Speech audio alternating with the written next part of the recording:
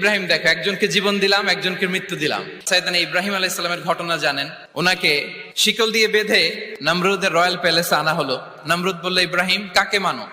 আল্লাহকে মানি। কোন আল্লাহ? রব্বি আল্লাযী ইউহয়ী ওয়া ইউমীত, এমন রবকে মানি যে জীবন দেয় মরণ দেয়। নমরুদ বলে, আমি তো এটা করি, আমার কাজই তো এটা, আমি জীবন দেই মৃত্যু দেই, তুমি আবার আরেকজনকে কোথায় খুঁজে পেলা যে জীবন দেয় মৃত্যু দেয়? তো জেলখানা থেকে ফাঁসির দণ্ডপ্রাপ্ত দুজন আসামিকে ডেকে আনা হলো। একজনকে বলা হলো শিরচ্ছেদ করো, করা হলো। আরেকজনকে বলা হলো শিরচ্ছেদ করো, করতে যাবে, বলে স্টপ, থামো, ওকে ছেড়ে দাও, ওকে আমি জীবন দিলাম। ইব্রাহিম দেখো, একজনকে জীবন দিলাম, একজনকে মৃত্যু দিলাম। ইব্রাহিম আলাইহিস সালাম বললেন, ফাইনাল্লাহা ইয়াতি বিশ-শামসি মিনাল মাশরিকি ফাআতি বিহা মিনাল মাগরিব ফাবুহিতাল্লাযী কাফার। নমরুদ, বুঝলাম একজনকে তুমি জীবন দিলা, মৃত্যু দিলা, এটা তুমি করতে পারো, জীবন দাও, মৃত্যু দাও, কিন্তু আল্লাহ তাআলা প্রতিদিন উষা লগ্নে পূর্ব দিগন্ত থেকে সূর্য ওঠান, গোধূলি লগ্নে তিনি পশ্চিম দিগন্তে সূর্য ডোবান। নমরুদ, তোমার যদি ক্ষমতা থাকে তুমি